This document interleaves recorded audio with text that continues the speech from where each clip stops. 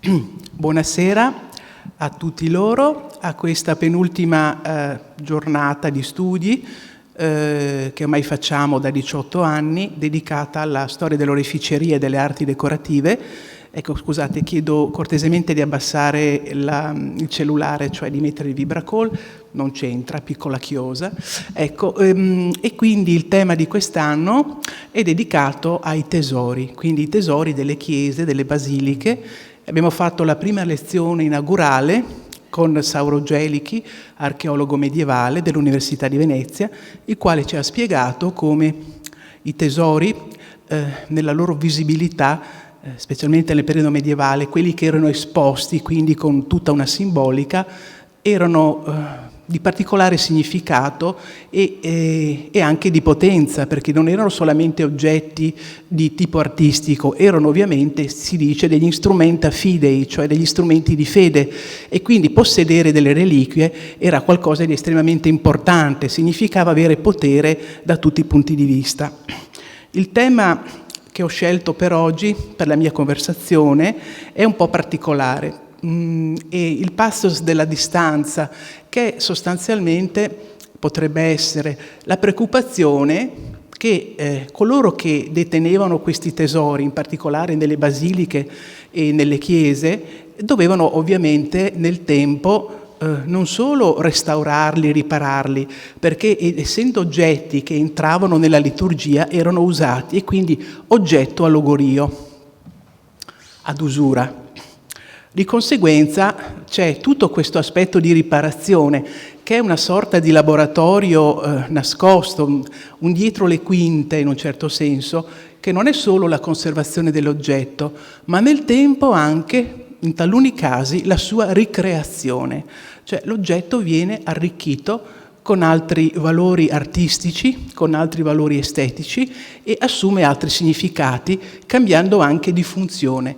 Questo però accade solamente per oggetti che sono conservati dentro luoghi importanti, perché gli oggetti d'uso quotidiano sono, ahimè, scomparsi del tutto. Vorrei partire da un gruppo di oggetti che io ho chiamato, all'inizio erano oggetti orientali con montature veneziane, poi ho voluto ampliare ad oggetti orientali nel senso di proto-bizantini e anche islamici, sempre arricchiti nel tempo da una particolare matrice veneziana, che poi vedremo di cosa si tratta. Ecco, questo che vedete è un'anfora di cristallo che presenta, ecco qui vedo con la freccia di illustrarvi un poco, qui in alto anche vi è una scritta in caratteri cufici ed è una splendida e unica anfora di questo tipo esistente e ha un'altezza di 49 centimetri, quindi è imponente e presenta questo tipo di decorazione, tra virgolette, cioè un ornato fatto di filigrana. Ecco, questa filigrana che voi vedete, ecco, la vediamo meglio nella parte superiore della cupola, è una filigrana particolare che ritorna in molti inventari di oggetti presenti un po' in tutta Italia, ma anche negli altri paesi europei, quando venivano commissionati perché erano oggetto di grande moda in epoca medievale. Questo tipo di filigrana, che è una filigrana con un filo ritorto e delle volute con dentro dei movimenti contrapposti e a volte con delle palline, dei fiori, delle pignette, aveva un nome che è stato trovato da uno studioso che si chiamava Anne Loser, il quale ha studiato in maniera scientifica questi oggetti e li ha catalogati. E questi oggetti, la definizione di questi oggetti è presente in un inventario papale del 1295, l'inventario di Papa Bonifacio VIII, dove sono proprio descritti questi che vengono chiamati gradi, cioè un primo grado di filigrana, quindi questo filo ritorto a volute con queste spirali, con semplici pallini, un secondo grado con pallini e con fiori, un altro con frutti e tutti gli altri componenti e un ultimo con dei motivi ritagliati. A seconda delle epoche, diciamo, prevalgono più o meno questo tipo di ornati, cioè il XIII secolo predilige il primo e il secondo modo, però non c'è una regola stretta in questo senso, perché un periodo successivo può riprendere o meno quel modello. Però questo opus veneticum, ad filum, così viene indicato, che quindi caratterizza questo tipo di ornamento, che, vogliamo dirla, è un'altra usurpazione di Venezia, perché il motivo deriva dalla oreficeria renano-mosana. Poi sappiamo che nell'oreficeria, come anche in altre arti veneziani, copiavano e poi creavano un loro modello proprio che faceva fortuna. Era una questione di moda, ma anche di sopravvivenza, cioè il saper essere sempre aggiornati sulla cosa che come invenzione era più gradita, e poi veniva ovviamente diffusa e venduta e commercializzata in tutto il Mediterraneo e non solo. Potete vedere come anche questo tipo di ornato fosse arricchito da pietre preziose che venivano collocate dentro questi cabochon, quindi di forma quadrangolare, quadrata oppure ovoidale in questa fase, e poi successivamente, dopo il 1295, in base a opere che abbiamo, hanno delle graffe ai lati, cioè che tengono ferme queste pietre, i castoni praticamente. La cosa interessante è questo tipo di anfora, che quindi è un'anfora che non è veneziana, ovviamente, è un'anfora fatimida, cioè un'anfora egiziana del X secolo, quindi che viene montata su una montatura che è invece veneziana di metà 300. Questa può sembrare una contraddizione, ma non lo è. Vedremo come nei tesori di queste grandi basiliche, e primariamente dove quindi vi era un certo gusto, anche una certa ricchezza, e dove il pezzo importante faceva un po' da guida rispetto agli altri, non solo in senso religioso ma anche in senso artistico, vedremo come questa cosa è estremamente diffusa.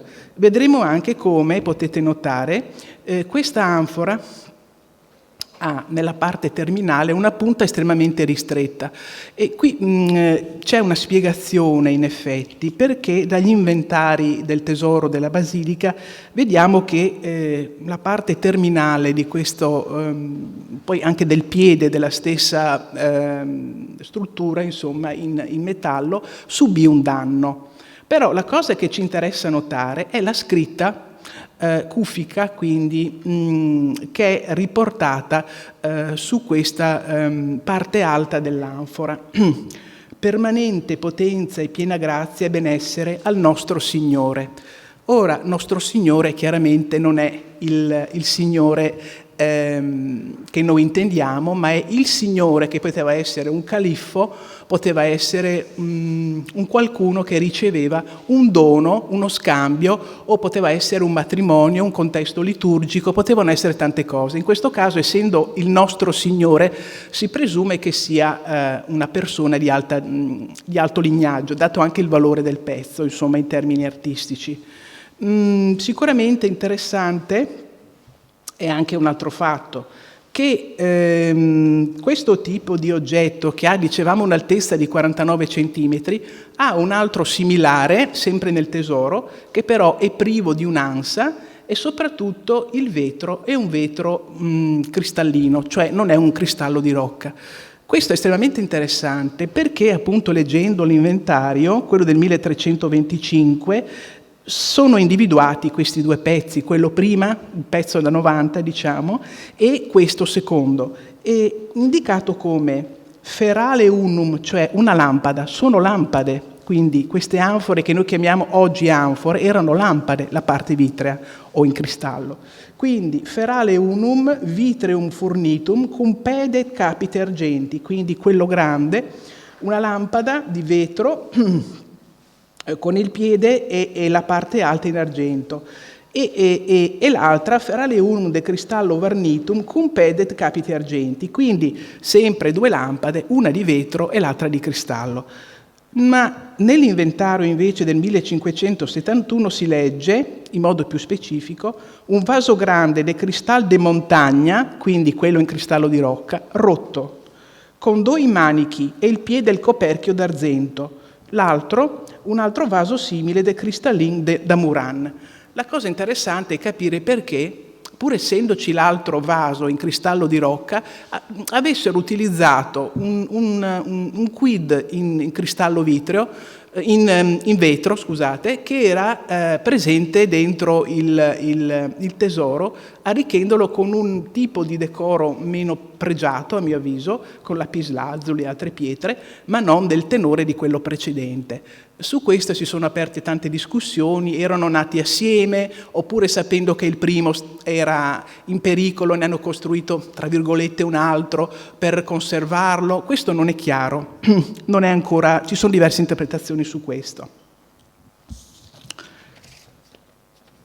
Vedete come la costruzione è sostanzialmente identica, cioè ci sono delle lamine negli altri casi dorate, questa invece semplicemente argentata, con sopra queste filigrane, e poi ci sono i castoni che sono posti in maniera geometrica, cioè quindi ai lati di questa sorta di lobo e nella punta, per creare un gioco luminoso, diciamo.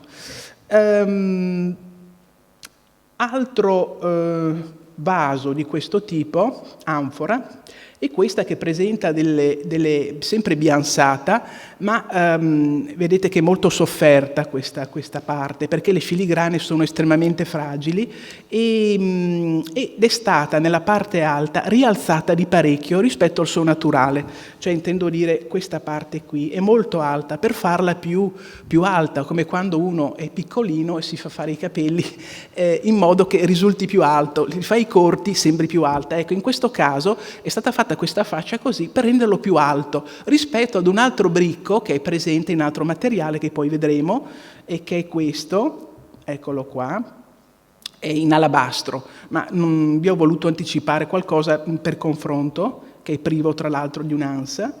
Ecco, dicevo, questo ha anche un'altra cosa particolare, l'interno è completamente dorato. Questo è singolare perché pone diverse questioni circa l'uso di questi oggetti. Questo l'abbiamo visto anche nell'altro caso. Addirittura nel vaso in alabastro che vedremo, questo rivestimento completa tutto l'interno. Allora, se il cristallo va bene, ad esempio, per conservare delle reliquie, perché è puro, è quarzo ialino, voi sapete che per legge suntuaria, come anche le pissidi, devono essere in oro all'interno per non corrompere la sacra specie, e quindi anche i calici sono in oro per non corrompere il sangue. Quindi il sangue simbolico, chiaramente.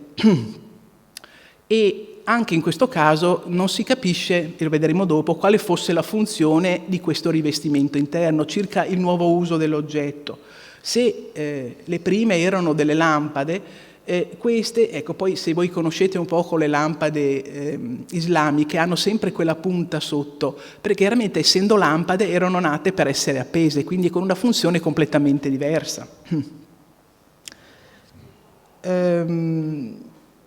Questo è, vedete i particolari da vicino, sempre di questo tipo di filo che o è semplice, dicevamo, e ritorto, oppure sono delle piccole fettucce che hanno sempre questo motivo a voluta di grande movimento e di grande effetto e soprattutto le anse, e qui purtroppo mancano delle pietre, notate come abbiano anche delle parti a giorno che troveremo anche alla base di questi manufatti. Ecco, questo è molto provato. Vedete qui in basso,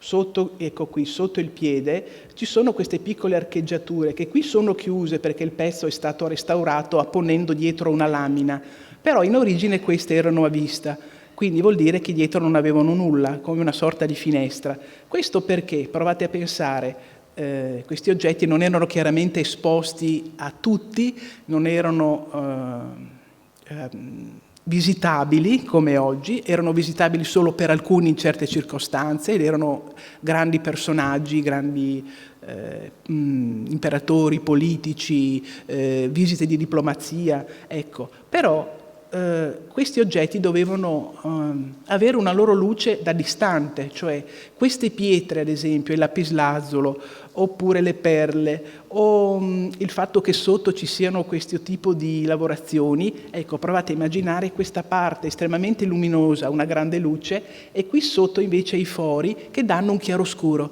Quindi l'oggetto era avvolto dalla luce, dall'ombra, dal chiaro del cristallo, quando era cristallo, e dagli effetti poi anche di elementi in microscultura che andremo a vedere.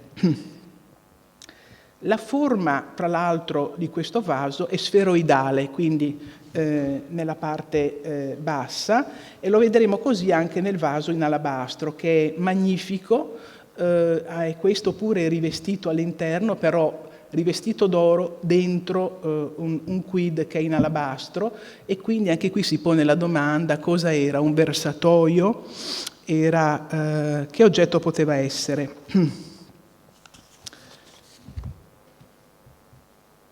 Vedete più da vicino questi passaggi. Ovviamente c'è sempre questo elemento dei fiorellini in questo caso, e notate anche qui di piccole pignette che venivano realizzate attorcigliando il filo.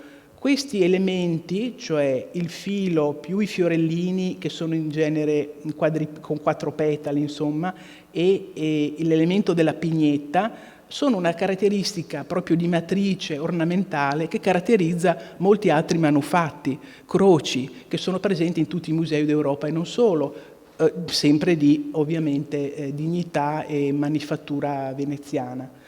Questi sono elementi di riconoscimento, ovviamente facendo le comparazioni, dove si stabiliscono le date, e per questi oggetti che finora abbiamo visto si attestano, anche per altre caratteristiche, intorno alla metà del XIII secolo, per quanto riguarda la montatura, cioè l'ornato in metallo. Ecco qui un confronto molto interessante con questo particolare, che è l'icona dell'Arcangelo Michele Stante, che presenta qui, questa è un'icona di costantinopolitana, presente sempre nel Tesoro di San Marco, e che vedete che qui ai lati, quindi è stata applicata questa partitura di elementi in filigrana, sempre nel tipo coi fioretti, la pignetta, eccetera, eccetera, che caratterizzano un poco sempre l'epoca metà 13. Però vedete che questo è un manufatto completamente diverso, è una cosa costantinopolitana e ha tutt'altro uso poi. Di questo non ho parlato perché le cose sono talmente tante, bisogna fare una scelta.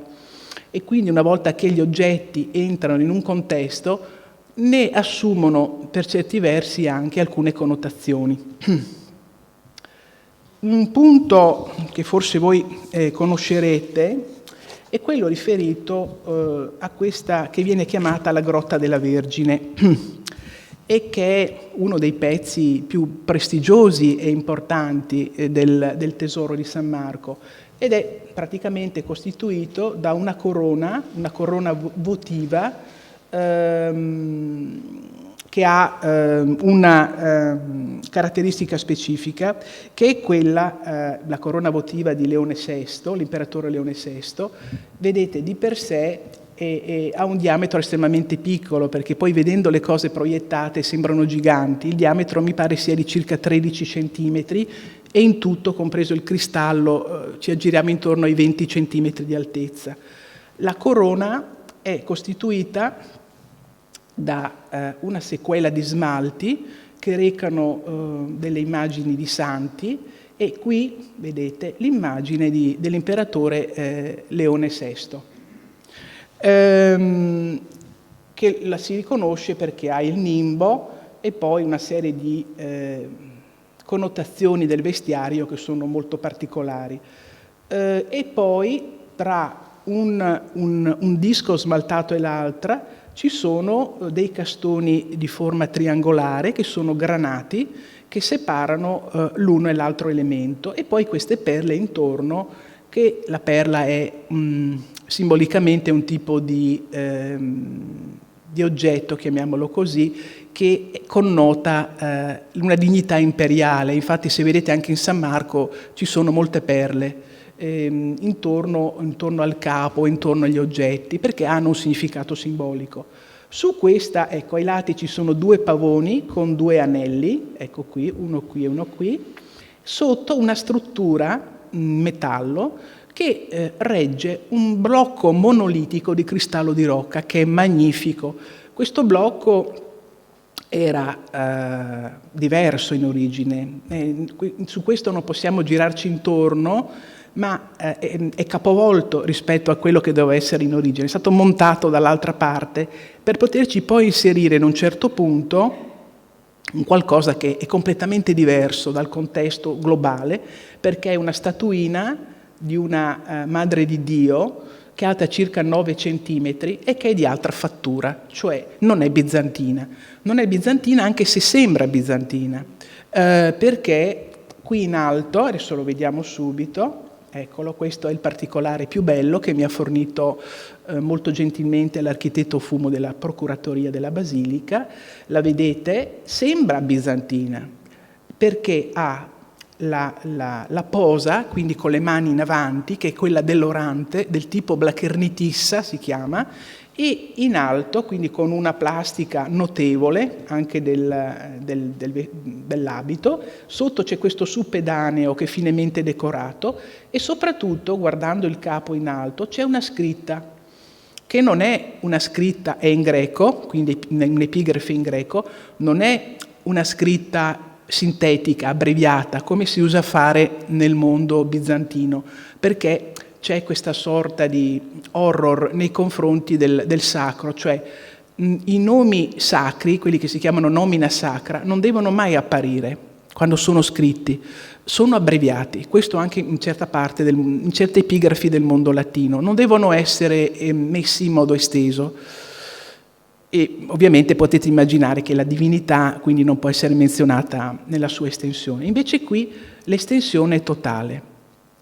E vedremo poi perché. E in più ci sono sempre queste piccole perle e anche, dicevo, lo stesso modello con le mani oranti che ci fanno pensare a qualcosa di bizantino, però non lo è, perché comunque una scritta così non può essere, non può esistere in quella realtà. Quindi è opinione che sia una riproduzione, cioè una imitazione di una microscultura bizantina più o meno del X secolo. Questo perché? È stato fatto sostanzialmente perché questo, che è stato l'ultimo artefice, quindi per tanti motivi questa piccola scultura ragiona e dialoga con altri pezzi consimili più o meno dello stesso periodo di matrice veneziana, ma chi ha apposto, chi ha fatto l'ultimo intervento, ha inserito sostanzialmente un qualcosa che dialogasse con il contesto che era bizantino, pur essendo una cosa del XIII secolo. Questo è uno sguardo estremamente interessante, cioè quello di chi, essendo l'ultimo di tutta la filiera, interviene con un qualcosa che, come dire, si mette in contatto con gli altri elementi del tempo e con lo stile. Però, tutto sommato, se noi andiamo a vedere, questa che era una corona è una corona, ma non è più una corona. Infatti, in certi cataloghi, questa viene chiamata, del passato, intorno agli anni 70, tutto questo veniva chiamato la corona votiva dell'imperatore Leone VI. Invece, comunemente si chiama, tra virgolette, la grotta della Vergine, perché, che era una definizione che aveva dato il Pasini, perché è un altro oggetto. In effetti, se ci pensiamo, la corona perde in questo senso, pur avendo la sua bellezza, perché dialoga con la parte che diafana sopra, poi potendoci girare attorno si vede che è un tempio. Questa mole enorme di cristallo di rocca è disegnata con motivi che sono meravigliosi, quindi è un tempio alla rovescia, quindi adattato, come dicevo, per inserire l'elemento della Vergine, insomma, o della Madre di Dio. Però, ecco, la corona votiva perde di significato. Non è più cioè è una corona votiva, ma non è una corona votiva, nel senso che se pensiamo a quello che era il significato della corona votiva nel mondo bizantino, era l'apice della investitura del Basileus, che era una sorta di mediatore tra cielo e terra, rappresentava la sovranità del cielo e della terra. In questo senso, non so se avete mai letto un libro di Gilbert Durand, un francese studioso di antropologia culturale, il quale ha scritto un libro che si chiama Archeotipia delle immagini, cioè ha detto perché le cose che sono sul capo sono le più importanti in tutte le culture, no? Quindi il corno dogale, lo dico io adesso, oppure la mitria del Papa e tante altre cose, quindi la parte alta della persona, perché la parte alta è una sorta di sfera celeste, si pone a livello delle sfere celesti e gli occhi sono le sue luci. Questa è un'interpretazione archeoantropologica, in questo caso storicizzata e molto di più, perché parliamo di una corona, ecco, non so se avete mai avuto modo di leggere o sentire il fatto che tutto ciò che rappresenta il vestiario, ad esempio del Basileus, dell'imperatore, è un vestiario simbolico che ha diversi valori. È un vestiario con dei colori anche, come il rosso purpureo che è prediletto, o con elementi del vestiario che hanno una loro riconoscibilità, come ad esempio il tablion, che è praticamente questa specie di rettangolo che qui non si vede, che è ricoperto di pietre, oppure i pendilia che ci sono, scendono ai lati della corona e che leggendo uno dei più importanti trattati di arte cerimoniale bizantina, che è il Liber de Cerimonis di Costantino Porfirogenito, che era un imperatore, e si parla del momento dell'incoronazione. Quindi quando, dopo tutta una serie di preparazioni, l'imperatore era inserito dalla corte all'interno di una sorta di grande scena sacra che lo portava gradatamente, con operazioni diverse, a una sorta di gradualità ascensionale che culminava nella corona. La corona, che oltre che essere apposta dal patriarca, era anche apposta, in questo rituale molto complesso, dal patriarca più anziano, che poneva poi in un altro momento la corona sul capo. E infatti vi è una traduzione che è un po' antica, però di un passo di questo momento dell'incoronazione del Liber de Cerimonis, che dice: «Gloria a Dio che ti ha incoronato il tuo capo, gloria a Dio che ti ha incoronato, gloria a Dio che ti ha ostenso imperatore, che di tua mano ti ha incoronato». Quindi il sovrano è al centro di un'idea di divinizzazione che è data anche dal vestiario e dagli oggetti che porta, che sono segnacoli di questa divinizzazione. Quindi, e tutto questo rientra anche in una sorta di socializzazione del sacro, oltre che di riconoscimento della sovranità tra cielo e terra. Ecco, qui tutto questo, per chi non ha una conoscenza e lo vede in tutte le componenti, si perde, perché adesso è un'altra cosa, è una grotta della Vergine, pur avendo sotto una corona che ovviamente è incredibilmente meravigliosa.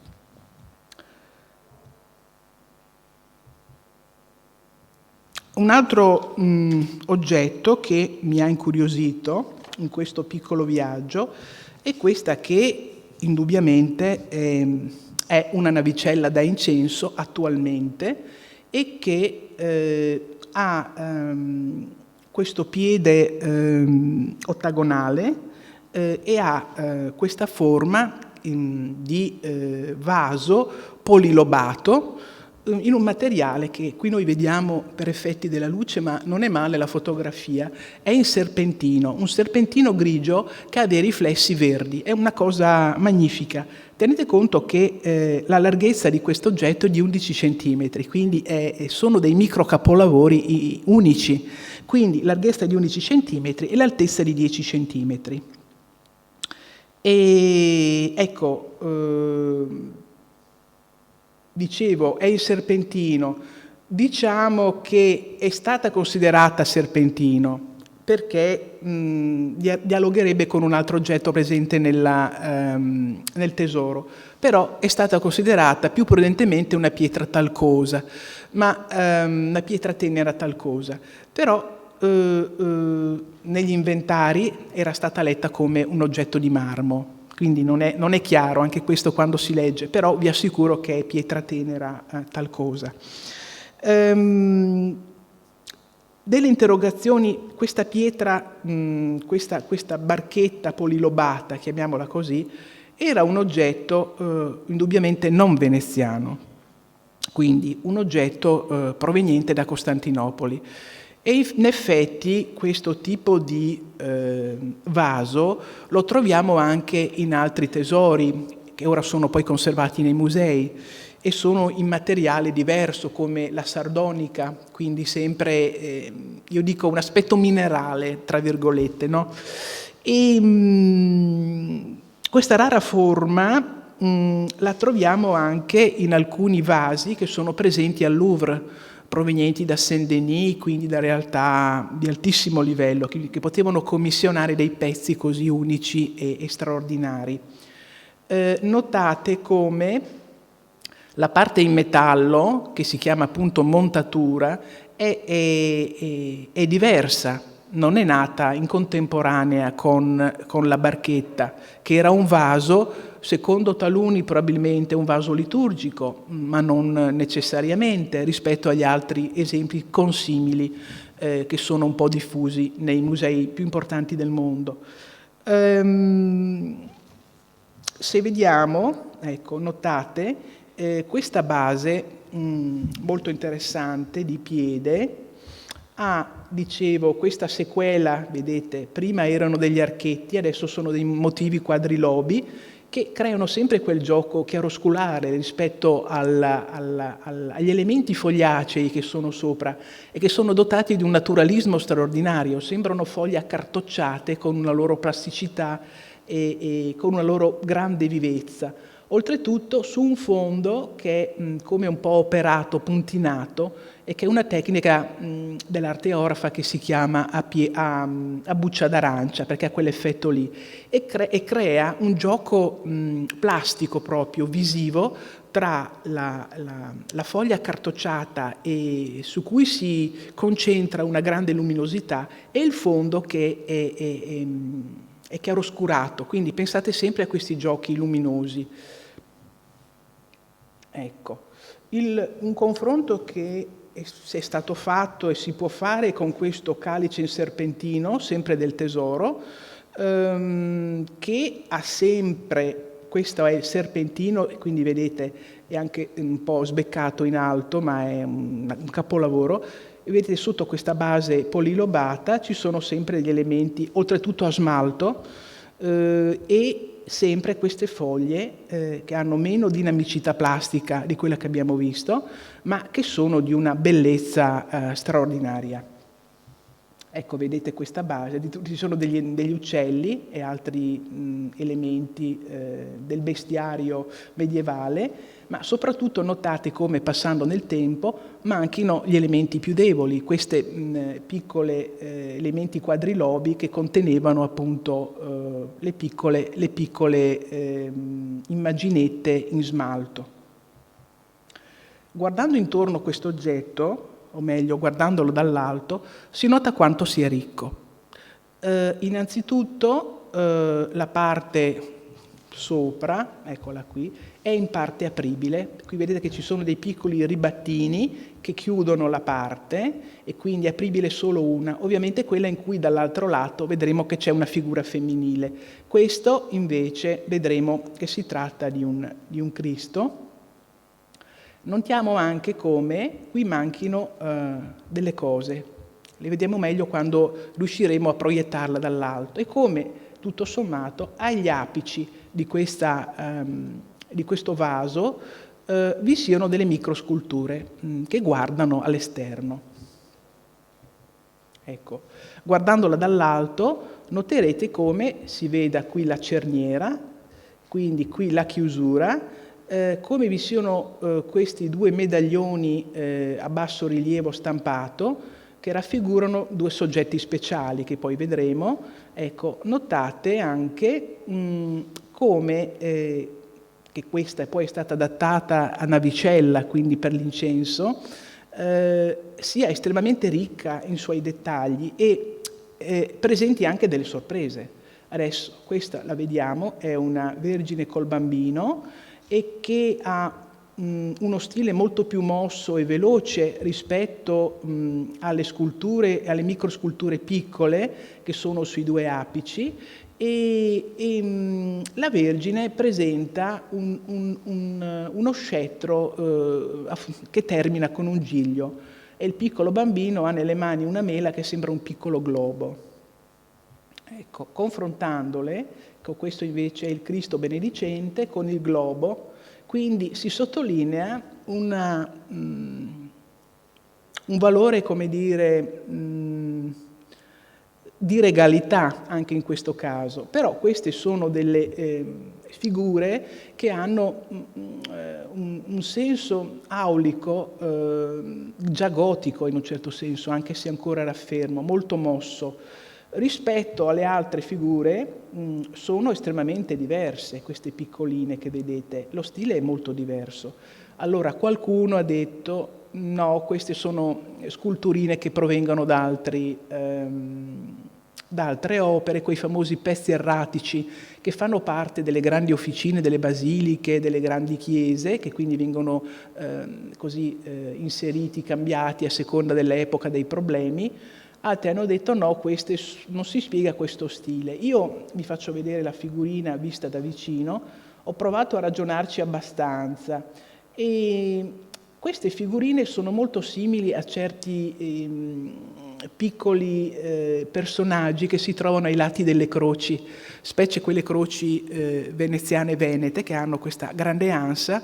C'è il Cristo, quindi i ploranti ai lati, la Vergine, San Giovanni, e queste piccole sculturine sono simili. In effetti c'è una foggia che sembra un po' quasi romanica, però un altro aspetto che nessuno finora ha mai sottolineato, ma guardandoci bene me ne sono accorta ieri, notate la pettinatura. La pettinatura, non so se avete mai letto La pecora di Giotto, che è un libro molto interessante sulla moda nel 300, notate che questa pettinatura è una pettinatura come si usava negli anni 50, dico io, per far capire ai ragazzi, cioè fatta così, con questa specie di giro all'insù, che è un tipo di pettinatura che è trecentesca. Quindi possiamo dire con estrema tranquillità che forse, dico questo oggetto, perché bisognerebbe vederlo da vicino, studiarlo e non è cosa facile, o c'è stato un aggiornamento successivo trecentesco su un pezzo che era precedente, o è totalmente un pezzo del 300.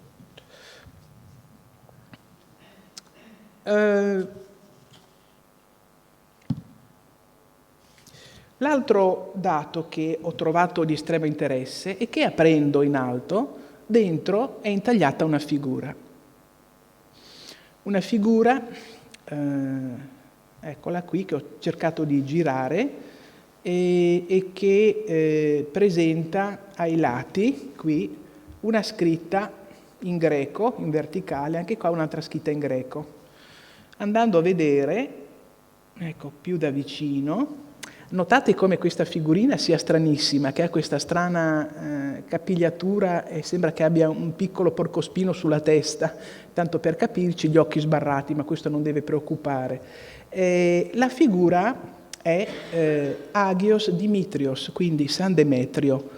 È importante che questa figura, che quindi già c'è presente, è tutt'uno con l'opera all'interno, è una figura di grande simbolicità, perché San Demetrio di Tessalonica voi sapete che la chiesa di San Bartolomeo, nelle prime fasi, intorno all'800, era dedicata a San Demetrio, quindi c'è anche questo culto qui a Venezia, tra i tanti che sono un po' in parte introiettati volontariamente per scambi, in parte creati a priori per tanti motivi.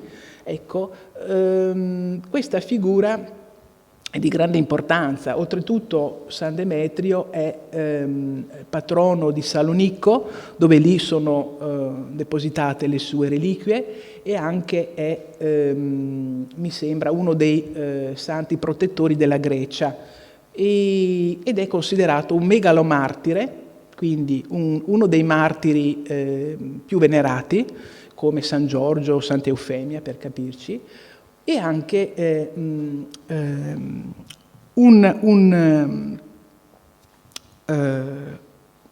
martire miroblita, un santo miroblita. Cosa significa? Un santo da cui esce la manna, come questo nel culto, come San Nicola e San Menna, quindi il santo fontana, quindi con poteri curativi e anche miracolistici. Infatti su San Menna avevamo già parlato in qualche occasione negli anni scorsi. Abbiamo notato come siano conservate proprio qui a Venezia delle piccole fiaschette che riportano la figura di San Menna tra due cammelli, e che vengono da Alessandria d'Egitto, dove appunto vi era anche il culto di questo santo, che è arrivato poi anche a Venezia, e quindi da lì probabilmente, visto che le abbiamo queste piccole fiaschette, venivano portate queste fiaschette che contenevano questa manna miracolosa, questa acqua, diciamo, salvifica. Ecco, è anche da dire come cambi questa connotazione, perché San Demetrio è megalomartire e miroblita nel mondo greco-ortodosso, dove ha una festa che tra l'altro la prossima settimana è il 26 di ottobre, mentre nel nuovo martirologio romano questo è al 9 di aprile. Quindi le connotazioni sono diverse, anche se possono dialogare tra di loro. Come ultimo esempio ho voluto illustrarvi questo famoso reliquiario, che è uno degli oggetti più venerati della Basilica di San Marco, il reliquiario del sangue miracoloso, che è interessante molto da un punto di vista anche storico-artistico, anche perché quella piccola bottiglietta che contiene il sangue è anche questa islamica, e ha delle decorazioni, vedremo delle scritte cufiche, ma non è il primo caso. Adesso, se vogliamo guardare, ecco, la guardiamo da vicino, vedete come in alto vi sia come una sorta di piccola fiamma. Vedremo poi la bottiglia spogliata della montatura, e vedremo come in realtà anche dagli inventari questo oggetto era completamente diverso nel suo insieme, cioè la fiaschetta, la piccola ampolla con il sangue e la montatura attuale. Quindi era completamente diversa, e vedremo in che cosa. Allora, innanzitutto, ecco, qui c'è una scritta che spiega in latino hic est sanguis Christi. Quindi la scritta è latina.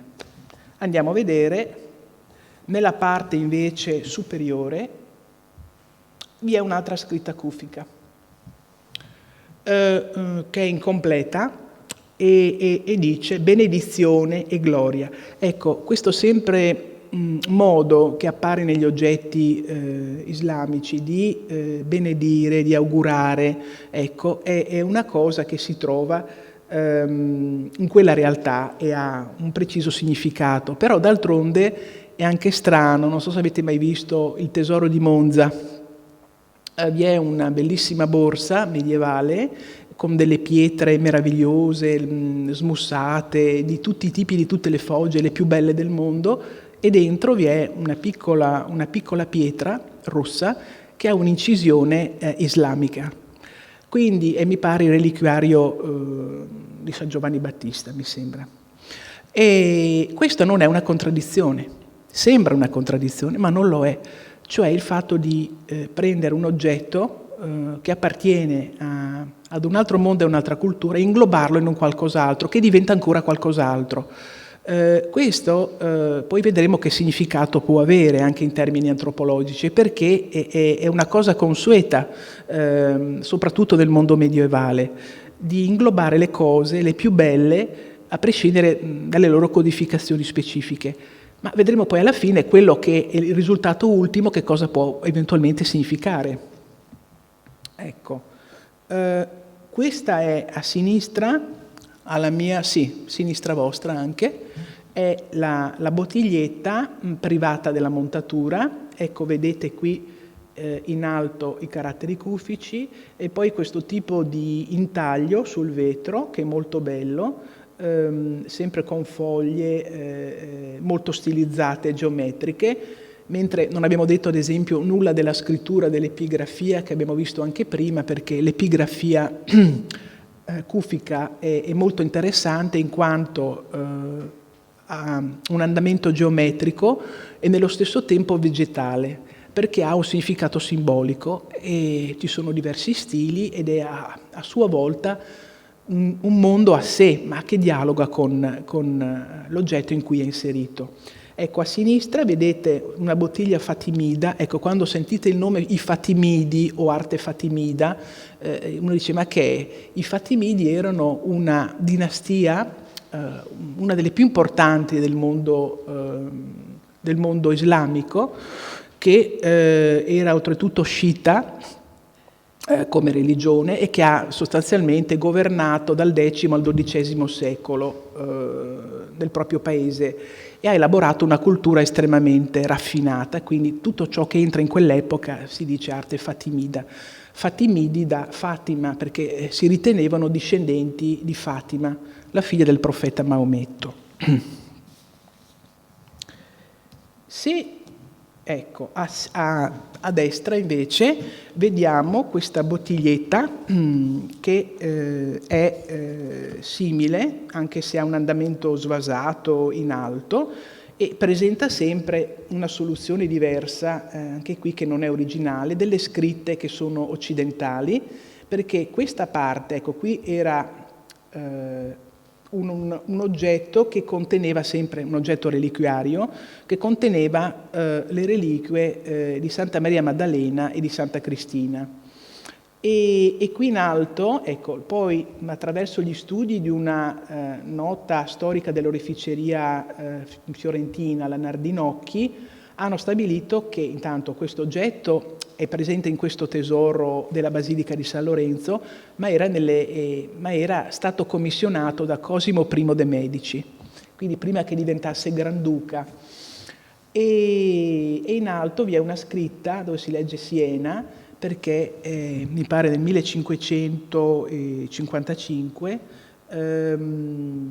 Firenze conquistò Siena. Quindi tra questa data e il fatto che nella parte, non possiamo girarci attorno, vi sono delle imprese che si riferiscono alla casata di Cosimo, che però non è chiamato ancora Granduca, quindi tra queste due date si riesce a capire più o meno l'epoca, quindi siamo intorno al 1555 circa di questo pezzo. L'altra cosa è quindi attribuita a Bernardo Baldini, che era un orafo, e le imprese dei Medici erano la tartaruga con la vela e il capricorno che noi non vediamo. Però la cosa interessante è che leggendo nell'inventario del museo, nel prezioso volume curato da Gallo, leggiamo qualcosa che potrebbe essere per noi di estremo interesse. Ecco qua, torniamo indietro, ovvero nell'inventario delle reliquie del 1283, quello che era stato redatto da un dotto monaco benedettino nel 1640, padre Fortunato Olmo, a cui era stato dato l'incarico di ricostruire un po' le vicende così documentarie degli oggetti del tesoro, è citato come prima voce e dice: ampulla una de cristallo in qua est sanguinis salvatoris nostri Iesu Christi, ornata auro et una perla de super, et est in quadam ecclesia argenti.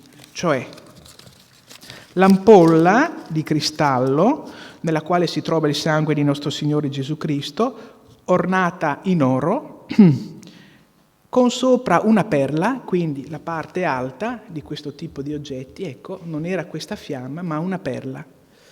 E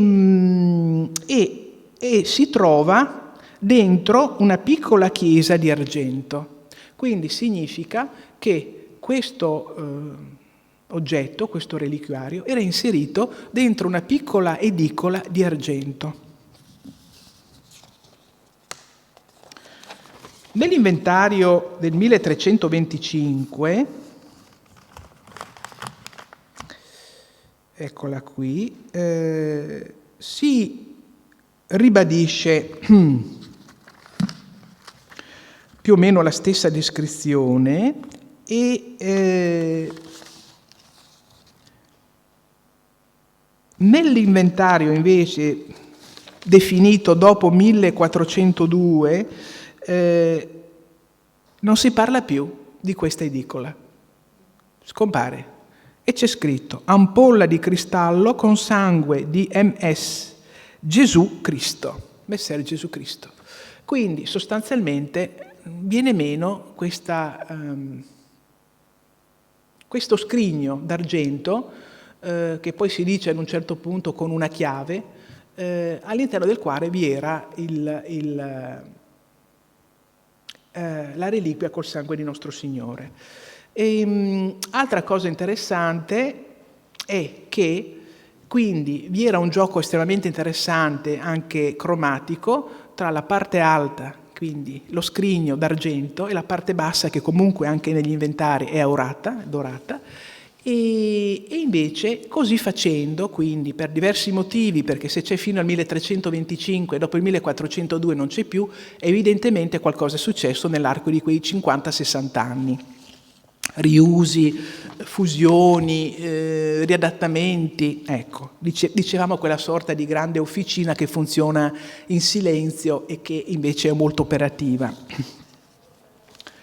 La parte, eccola, inferiore di questo manufatto, che ancora una volta siamo nel XIII secolo, ecco, vedete come abbia queste caratteristiche, un nodo detto in italiano a melone, con un gioco cromatico fatto di parti lisce che danno grande luce, parti incise, entro cui ci sono dei quadrilobi entro losanghe, e delle parti che sono rientranti totalmente, quindi un grande movimento, curati particolari come il collarino che vedete qui e anche la parte inferiore che è un capolavoro, e vedete come questo sia un motivo che caratterizza poi anche degli oggetti del 300, ma già nel 200 molte croci d'altare come quella di Pistoia hanno una base fatta così, cioè come due basi polilobate sfalsate.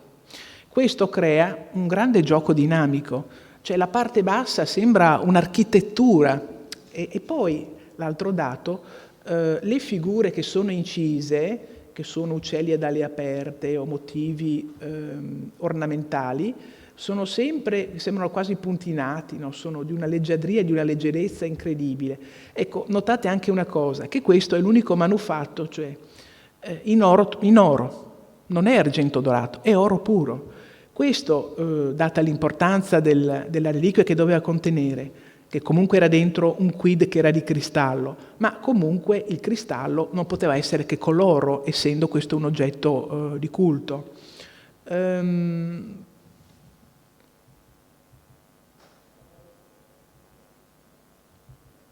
Vorrei andare un attimo.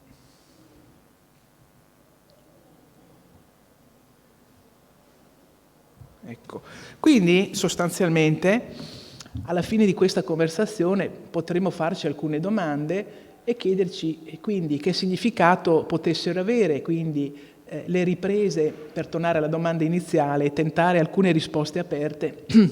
Come mai questi oggetti erano inseriti dentro? Abbiamo detto che era un gusto ed era una proiezione e anche una cosa di grande singolarità possedere un oggetto così e quindi di arricchirlo con una matrice artistica e culturale propria, quindi di farlo crescere. E come praticamente l'ultimo che crea, in un certo senso, come Dante, sesto fu tracotando senno, fu il sesto ma fu anche l'ultimo, quindi il più importante perché aveva compreso tutti gli altri.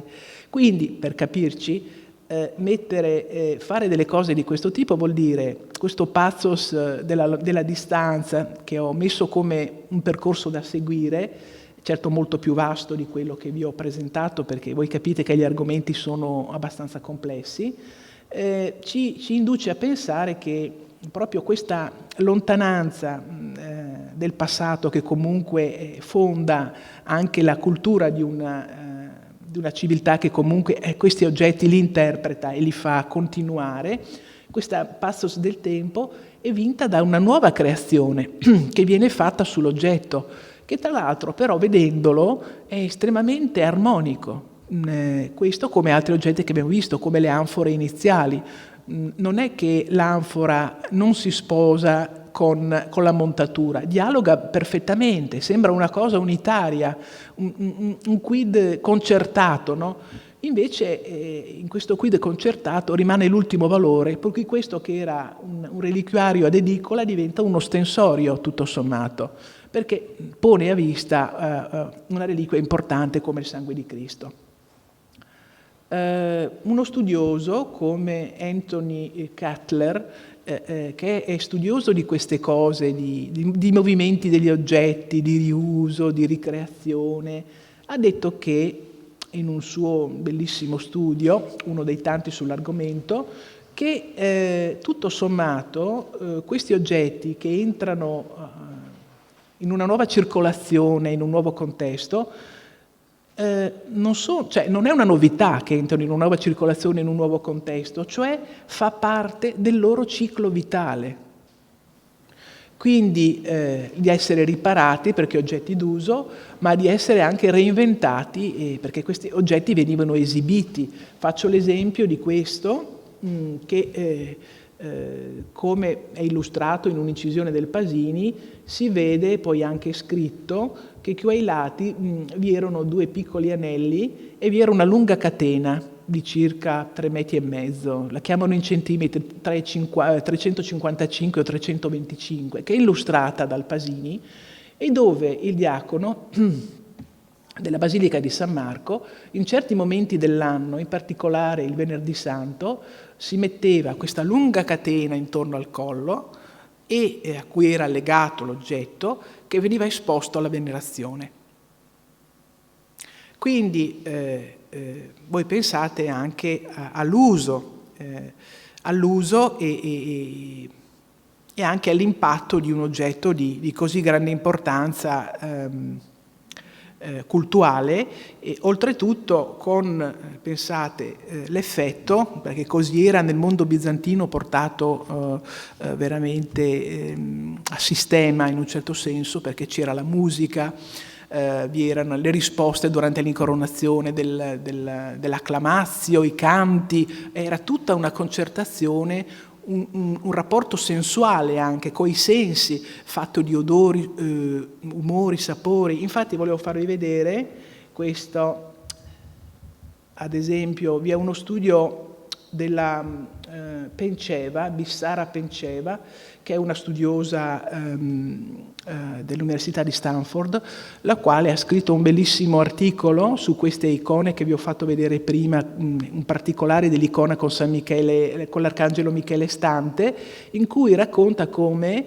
queste icone così luminose, piene di pietre preziose, di oro, di luce, erano esposte in una particolare situazione, addirittura si spalmava il miele su queste superfici, perché avvicinandosi Quando si avvicinava il fedele doveva sentire anche l'odore del miele, sentire l'odore dell'incenso e di altri aromi, quindi entrare dentro una sinergia osmotica, rituale, estremamente importante. Ecco, questo è quel calice a serpentino che vi ho fatto vedere prima, e qui è, ecco, vediamo se riusciamo di farlo girare. Ecco, vedete come poi anche nell'esposizione attuale che noi vediamo musealizzata di questi oggetti si perda, a meno che non vi siano soluzioni museografiche particolarmente eclatanti, specchi o movimenti. È certo che le cose non possono essere fatte girare perché è il nostro sguardo che deve coglierne il movimento. Ecco, però voi vedete come sia completamente diverso. Ecco, questo è sempre un serpentino costantinopolitano. Qua ci sono delle figure che sono sacre e quindi figure stanti, tra cui anche la Vergine. Vediamo se riesce a... Ecco, vedete? Questo, ecco. E poi notate sotto, qui le abbiamo viste, vedo di farvelo più grande possibile, non riesce sempre perfettamente.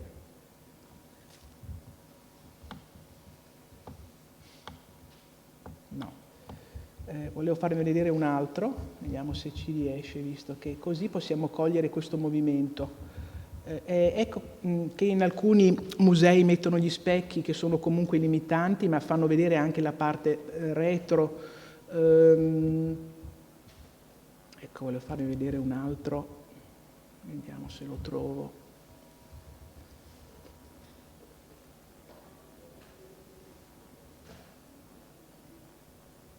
Eccola qua, quella che vi ho fatto vedere prima.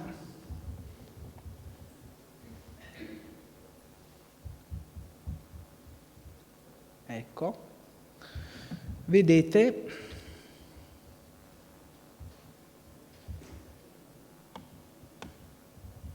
qui questo computer è un po' limitante che non consente di fare certe operazioni. Vediamo di vederlo più piccolo. Non si riesce tanto a muovere rispetto alle potenzialità che ha il sistema. Ecco, vediamo se mi riesce. No, comunque ve lo faccio ruotare. Ecco, vedete anche qui, ruota. Questo è molto lento, però vedete, ecco, anche questa dimensione che sfugge, che è quella della plasticità e del rilievo dell'oggetto.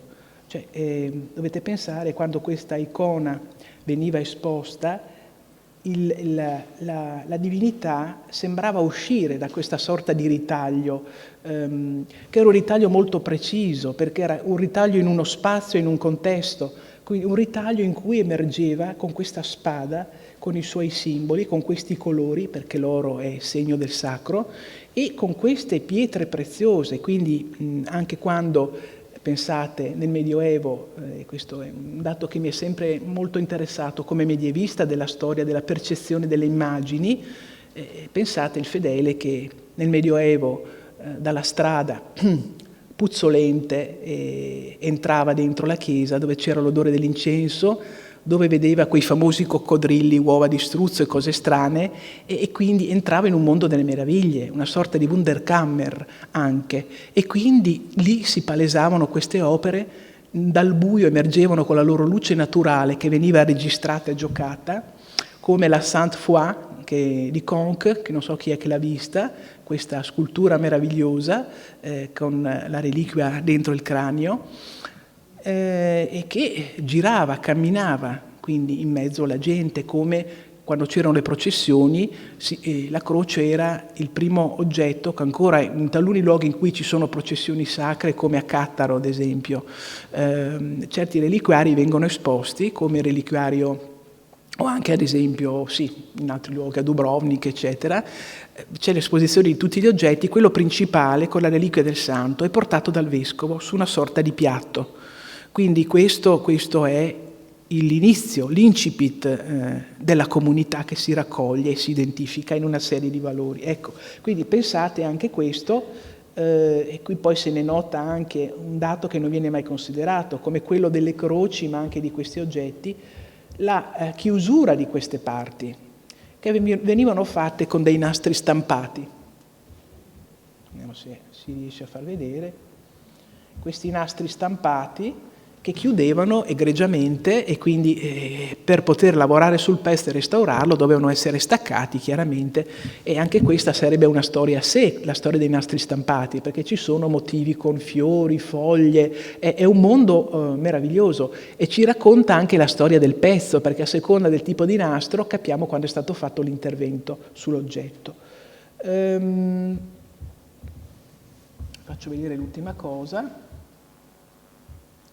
Vediamo un po'.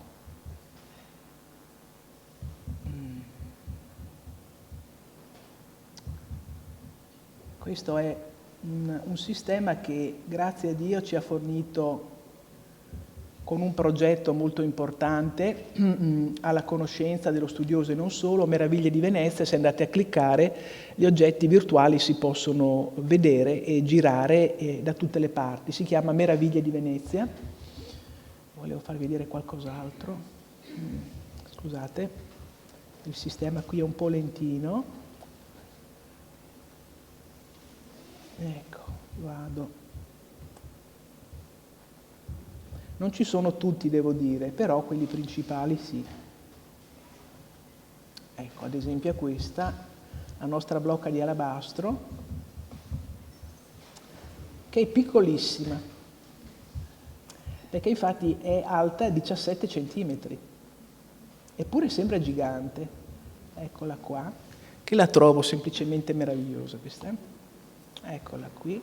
Ecco, poi notate anche un'altra cosa, al di là delle parti che sono più consunte, delle bande orizzontali rispetto a quelle verticali, o anche taluna volta le verticali, v'è da dire che nell'ambito della stessa montatura spesso vi erano più maestranze. Cioè alcune maestranze che facevano le parti più di pregio, che erano la parte alta, qui non solo, in tutti i pezzi, in questo caso la parte alta e la parte bassa, e altre che facevano le parti meno interessanti, cioè queste bande che sono decorative, non sono di supporto perché l'oggetto è in alabastro, quindi si supporta più che abbondantemente, però a fini decorativi si dà maggiore attenzione alla parte alta e alla parte bassa. Questo in tutti gli oggetti di oreficeria, oppure se c'è un piede, sì, nella parte centrale dove vi è il fusto. Ecco, guardiamo che qui ci giriamo attorno, visto che possiamo farlo.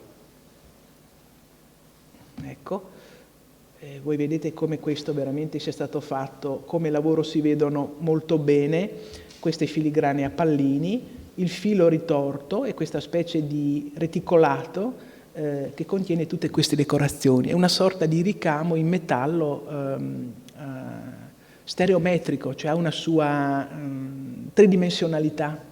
Quindi questo ha fatto sì che questo tipo di matrice decorativa avesse fortuna a Venezia per 3 secoli, cioè dal XIII, cioè dal 200 praticamente fino al 400, 2-3 secoli. Ebbe una grandissima fortuna e lo ritroviamo negli oggetti e negli inventari anche descritto dei papi a Roma, dei papi ad Avignone, degli Angiò a Napoli, quindi presso delle realtà di grande pregio e prestigio, quindi erano oggetti molto sontuosi. Ecco. Quindi, per concludere, la lontananza che spesso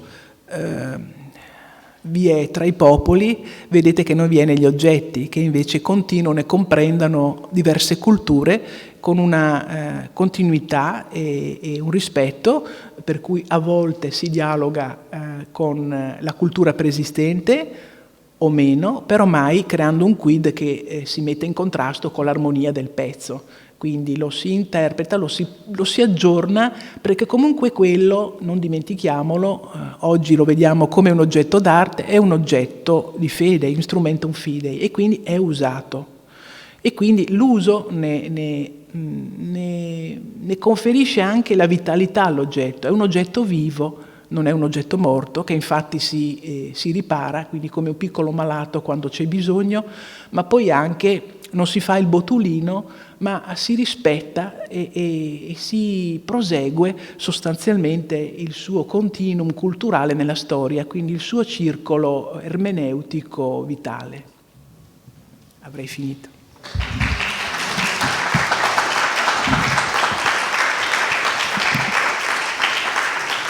Ecco, non so se avete qualche domanda, anche perché questo che vi ho presentato serve poi in sede espositiva. Ovviamente questi pezzi che hanno varie culture li vediamo in certi cataloghi, non so, Curatola, ad esempio, quell'anfora nelle cose islamiche, oppure li vediamo contemporaneamente nelle cose veneziane.